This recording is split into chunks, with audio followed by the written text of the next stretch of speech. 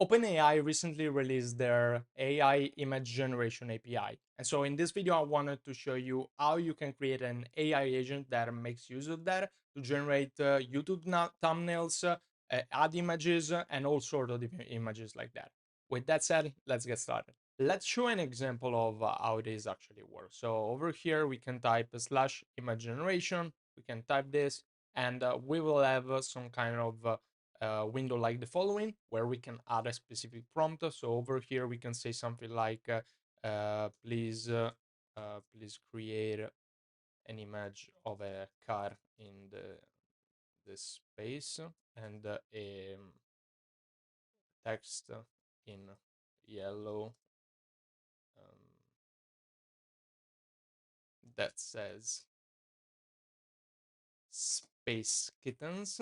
Okay, so over here we can define the image size, and then over here we can also define the image template. So for example, if we have specific use cases for a post or a thumbnail or an ad, we can define those templates over here, and then once those are defined, the image will be automatically resized based on that. So what we can do is we can select that, and then we can submit this, and the request will be processed. This takes 1 minute more or less, because that is how long the API takes. And after a second, we will see what is the result looking like. So as you can see over here, we received the response directly within the testing assistant. And then over here, we can click on this and view what is the image looks like. So this is the image, and also the format of this image is perfect for a YouTube thumbnail. So if we want to publish that as a YouTube thumbnail, we could do that. Now let's go into the structure and how everything is defined over here. We have three core components. We have an interface, we have a backend, and then we have the agent itself and the tooling of the agent itself. So this is the first part of the interface. We have a Slack, and we use Slack commands to call a specific modal, which is the modal that we created over here. We fill out the model, and then once the model is filled out, we start the AI agent. The AI agent is built within make.com, and then the AI agent finally outputs back an image that is added directly to Google Drive, and then we can look at that image by clicking on that. So this is the actual backend. And when it comes to the agent itself, we have two main tools. We have an image creation tool, which is the responsible of actually creating the image. And then we have an image transformation tool, which is responsible of performing different changes within the image. In our example over here, we will see how to use the image generation part, but keep in mind we can also add additional details such as editing existing images, or for example, for the image transformation, we can upscale the image, we can modify the image by changing colors or different things like that. So this is that. Let's start with the first component, which is the Slack commands. The Slack command is a feature that is available directly within a Slack bot. So I made a video on my channel on how to create Slack bots and why those are actually really, really powerful. But basically, a Slack bot is an application that you can have within your Slack workspace that can do whatever you want to do. So in this case, we are within the Uplifted testing bot. And if we go over here within the features section, we have this part related to slash commands. So in the slash commands, we can create some specific commands by creating those over here. And we type the command, we type what is the request URL. So what is the URL that is called when the Slack command is typed, and then a couple of description as well as usage tips. So if we go over here to image generation, we can see that the image generation calls a webbook. This is a make.com webbook that starts the actual interface itself. Here it is. So over here we have the first part, which is the actual webbook, and here we see the data that we receive. So basically we receive the data such as what is the command that was typed, what is the text, and other additional information over here. And what we do first off is we call a response. So as you can see over here, we call this started image generation wizard. And if we go back to the channel and we go back to testing over here, you see that this message over here is created. So this is just a good practice, but this is useful to understand what is actually happening. And then finally, what we do over here is we use the Slack API to create a model. So a model is that specific window that you saw. So um, this specific window over here um, that is created in the following way. And if we go over here, the model has some a specific structure that we can create. But keep in mind that the structure is something that can be created directly with the block kit builder, which is a feature for creating different things within Slack. So this is an example of a block kit builder. Over here, we have different elements. So we have the sections, we have the actions, we have the inputs, and over here we have the actual code of this image. Keep in mind we can also add additional things over here. So we could add, for example, a number output, and if we go down here, we can also add additional things. So if we want to change the label, we can change this to number of images, for example. And then if this is changed, this also is changed automatically. So this is a way of creating what is the actual model looks like in Slack. After this model is created, we need to look at how we work on the interactivity of Slack. So this means what we do when we submit the form. Within the Slack application, there is specific functionality that is called interactivity and shortcuts. So over here, what we can do is we can define a request URL anytime something happens when interacting with the Slack bot. So here you mention any interactivity with shortcuts model will be sent to an URL you specify. So in this way, we can log any kind of interactivity, and then we can perform specific action based on that specific. So if we go back into the interactivity component that we created within make.com, over here we have the webbook itself. So the webbook is a payload, which is a text string that is not formatted in the correct way. What we do over here is we parse the JSON to have everything formatted into a readable way. And over here, we have the first feature. We have the first type, which is view submission, which is the type that is created when a submission is actually created. So what happens over here is we add additional components, but basically we can create a filtering option so that only view submission passes from here. And so the next steps are an acknowledgement message, such as the window that you saw over here when we do everything. So when we finish this and we click on submit, we will have this window over here, which is the actual acknowledgement window. And then finally, we get started with the agent itself. So the agent is within this step and is capable of doing the image generation as well as the image resizing.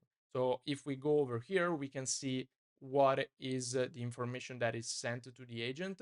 So over here, what we do is we send a message. Within the message, we add the specific information that we created within the Slack bot. So all the information that was created at the beginning was added immediately, and now as you can see a new image was created over here. So okay, this is this is kind of random, but yeah, as you can see over here, everything is created, and one thing that we can see over here is what are the different execution steps that the agent went through. So over here we can see that we have the first one, which is the system prompt, and the second one, which is the human prompt. And then down here we can see the AI component, which is like the tool generation component, as well as what is the response of the tool component, as well as what is the final output looking like. As you can see over here, the agent gives back the following code over here, formatted in this way. What we could do potentially is we can ask for a better formatting to improve the quality even more. But what happens in the next step is fairly simple. So basically, we extract the Google Drive ID, we download the file, and then we send the message with the file itself. So this is This is the part related to sending the message directly to the Slack bot. Now let's look at the agent itself and let's look at the different components of the agent. As you can see over here, the configuration of the agent is very, very simple. We have just two single tools. We have one for the image generation part and then one for the image transformation. So for the image generation, we ask just for a couple prompts, for a couple inputs from the agent itself. So we want the prompt, we want the size of the image, and then we want the title of the image so that we know how to name the image within Google Drive, and then we are able to work on that. One thing which is important over here that we did is we uploaded the image to Google Drive and then we shared that so that it's visible to everyone. The reason why we do that is so that we don't need to do any complex thing about getting the image, transforming the image in some sort of specific way. And so we just deal with URL instead of dealing with image data, which is the simpler thing over here. So this is first example. The input is prompt, size, image title. The image title is AI generated, obviously. And then finally, we output back the file ID of the image as well as the share link. Those are important because we use this later on when it comes to the image resizing part. If we go here in the image transformation, what we did over here within the inputs is we define a couple of inputs. So we define what is the transformation type that we want to. And the reason why I do this is specifically because if we want to add additional components to a tool, we can do that without any kind of problem. So for example, over here, what we have is we have a router that divides the different types of operations that we want to do within a specific tool. So let's say that you have a tool that is only related to image resizing. You would have to create instead different tools on image upscaling, image color change, or whatever. Instead, with the following way, what you can simply do is you can click on this button over here, and then over here, you just filter the condition for the specific transformation type that you want to have. So the transformation type acts as a route of the specific tool, and the tool in this way can have multiple purposes, not just focused on a very niche specific thing.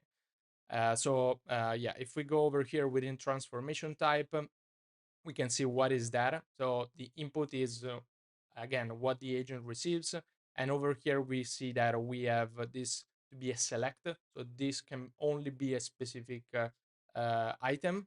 And obviously, if we want to add additional tools, what we can do over here is we can add additional options. So if we want to have upscale image, we can add upscale over here, and we could potentially create the flow related to that. And then a couple of other inputs information over here would be the height, so the height of the new photo, as well as the width of the new photo. Keep in mind that one important component over here is also the description. So within this description over here, I mentioned that the resized image will have. So it's implicit that these kind of information are only related for the resizing part.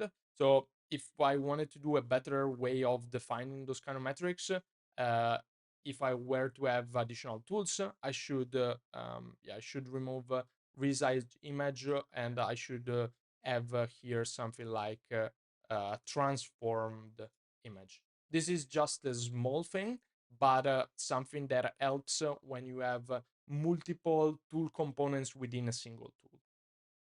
And finally, over here, we have the the two components that we defined before. So we have the URL of the image, which is the one that we took from the previous tool, as well as the ID of the image. And this is used again for two specific things. So it's used to download the image from a file, and then finally upload a file with the new name or with a name modified.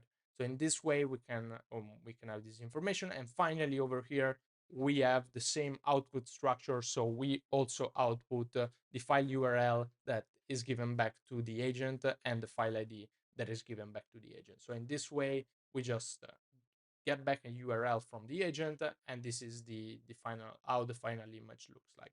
So yeah, that's that. That is the very simple workflow on how you can build an image generation. Keep in mind, this can be built for YouTube thumbnail. This can be built for advertising copy and advertising post for Facebook, for example. So there are a lot of different use cases for that. If you want to apply one of those use cases, and if you like to apply AI agents within your business, feel free to contact me. More than happy to help you. And with that said, hope you like this video. We'll see much more on AI agents and new different things about this space.